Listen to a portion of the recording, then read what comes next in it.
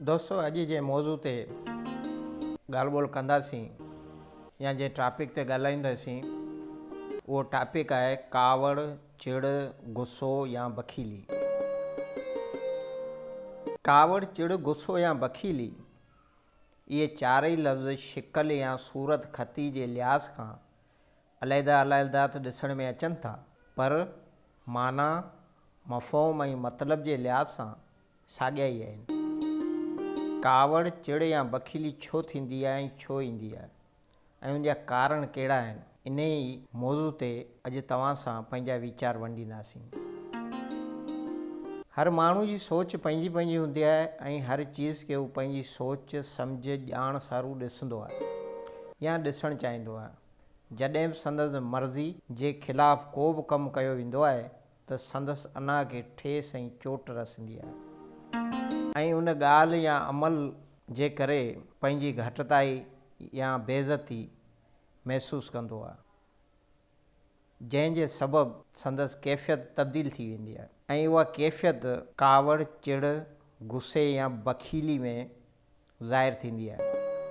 ॿियो कारण जेको ॾिसण में आयो आहे सो आहे दोखो ऐं फ़रेब। जॾहिं बि कंहिं इंसान सां दोखो, फ़रेब ऐं ठगी कई वेंदी आहे तॾहिं बि खेसि कावड़ ऐं चिड़ थींदी आहे।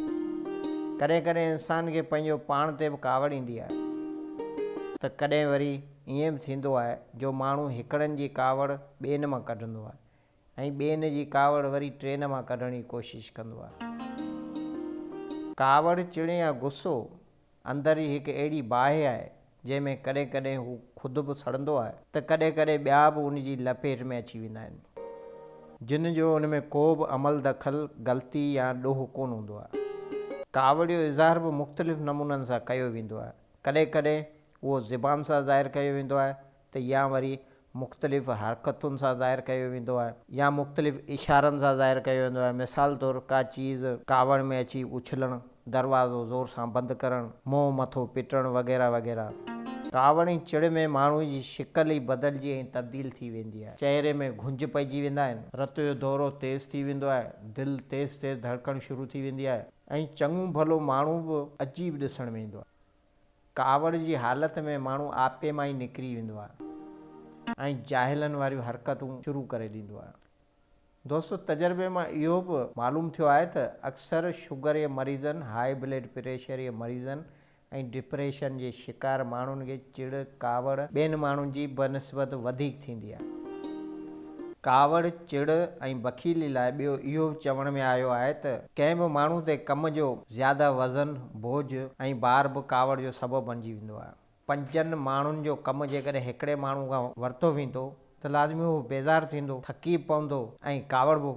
चवण जो मतिलबु इहो त इर्द गिर्द जो माहौल बि कावड़ जो सबबु बणिजे थो। पाड़ो, ऑफिस, दोस्त यार, घर जो माहौल ऐं ॿियनि माण्हुनि सां जिन सां असांजो वास्तो आहे, उन्हनि जी असां सां हलत चलत ऐं रवैये करे बि कावड़ ऐं चिड़ माण्हू जे ज़हन ते सवार थी वेंदी आहे। कावड़ जो असुलु सबबु ऐं कारण आहे अदम बर्दाश्त। जॾहिं माण्हू में बर्दाश्त करण जो मादो घटि थी वेंदो आहे त माण्हू खे चिड़ थींदी आहे। उहो कावड़बो आहे ऐं कावड़ियो वतंदो हूंदो आहे ऐं खेसि का बि शइ पसंदि कोन ईंदी आहे। बखीली, चिड़ या कावड़ लाइ असांजी ॿोली में काफ़ी चवणियूं, पहाका ऐं मुहावरा मौजूदु आहिनि। जी चवंदा आहिनि त बखील माण्हू पंहिंजो नुक़सानु पाण ई कंदो आहे, या हीअ बि चवणी आहे त कावड़ चङी नाहे। कावड़ ऐं बखीली दौरान माण्हू आपे खां ई ॿाहिरि निकिरी वेंदो आहे। उन वक़्तु संदसि ज़बान मां अदा कयल लफ़्ज़ ॿियनि जी दिलि आज़ारी जो सबबु बि थी वेंदा आहिनि। कावड़ या चिड़ त कुझु टाइम खां पोइ नेठि घटिजी ऐं थधी थी वेंदी आहे, पर ॿियनि ते उन्हनि ॻाल्हियुनि जो, हरकतुनि जो ऐं उन जी कावड़ ऐं बखीली जो जेको असरु थिए थो उनजो तव्हां कॾहिं अंदाज़ो कयो आहे? जिन ते तव्हां पंहिंजी कावड़ ज़ाहिर कंदा आहियो उन्हनि माण्हुनि खां तव्हां कॾहिं पुछियो आहे त तव्हांजे बारे में उहे कहिड़ी राय था रखनि?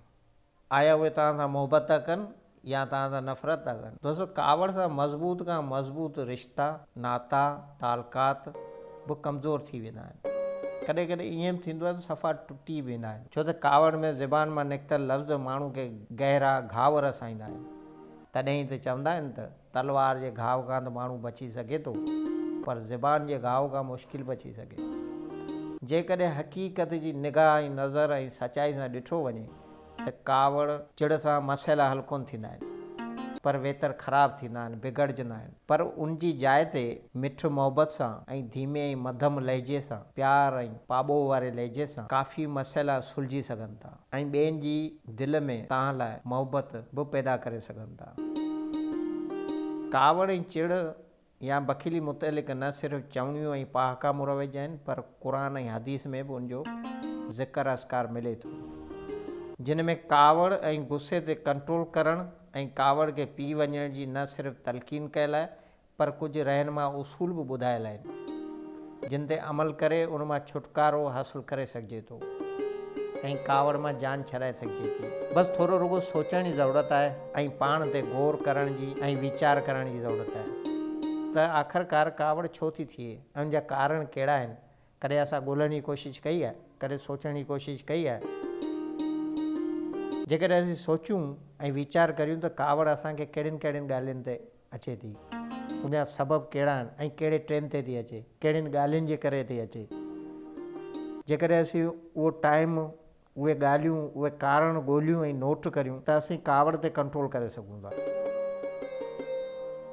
जॾहिं बि कावड़ अचे त उन वक़्तु असांखे छा करणु घुरिजे ऐं कहिड़ा उपाउ वठणु घुरिजनि जो उन ते कंट्रोल करे सघूं।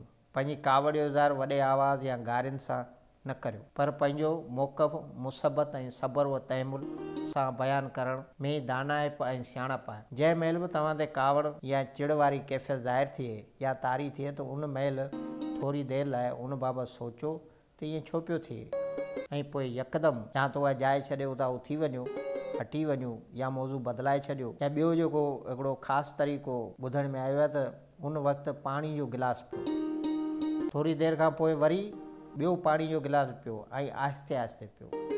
कावड़ महिल जिते जंहिं सबब जे करे ज़ाहिर थी हुजे उन ते हटण जी कोशिशि कयो। हर जज़्बाती सूरत हाल खे मुंहुं ॾेई सघिजे थो, बसि थोरो रुगो ध्यानु ॾियण जी ज़रूरत आहे। जज़्बाती या बखील थियण खां अॻु में या पोइ थोरो सोचणु घुरिजे त जहिड़ो झगड़ो, शोर, हुल गोड़ ऐं अजाई तू मैं मां को बि फ़ाइदो कोन मिलंदो। पाण उल्टो मसइला वधंदा, नुक़सानु थींदो, तालुकात ख़राबु थींदा। अगरि ॿियो को कावड़ में आहे त तव्हां घटि में घटि तहमुल ऐं बुर्दबारी जो मुज़ाहिरो करियो ऐं हिकु दोस्ताना नरमी, मेठ ऐं मोहबत वारो माहौल पैदा करण जी कोशिशि करियो त जीअं अॻिले जी कावड़ में कमी अची सघे।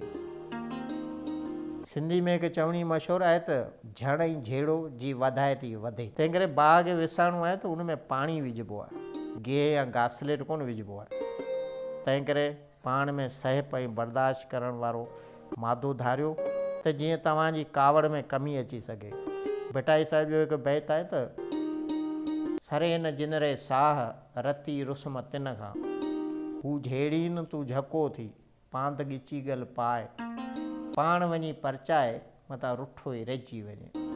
सो दोस्तो, अचो त अदावत खां पासो करियूं ऐं जेकॾहिं असांजी कावड़ जे करे को रुसी थो वञे त उनखे यकदमि परचाए वठूं। हा, मञूं था त माण्हू जो माज़ी कुझु ग़लति फ़हमियुनि, ॾुखनि, ॾोजरनि, महिरूमियुनि सां भरियलु हूंदो आहे, जंहिं करे कावड़ बखीली थींदी आहे, पाण ते बि थींदी आहे त ॿियनि ते बि थींदी आहे। पर उनजो इहो मतिलबु हरगिज़ कोन्हे त असांजो जहिड़ो काल हो तहिड़ो अॼु हुजे ऐं जहिड़ो अॼु आहे तहिड़ो ई मुस्तक़बिल या ईंदड़ वक़्तु हुजे।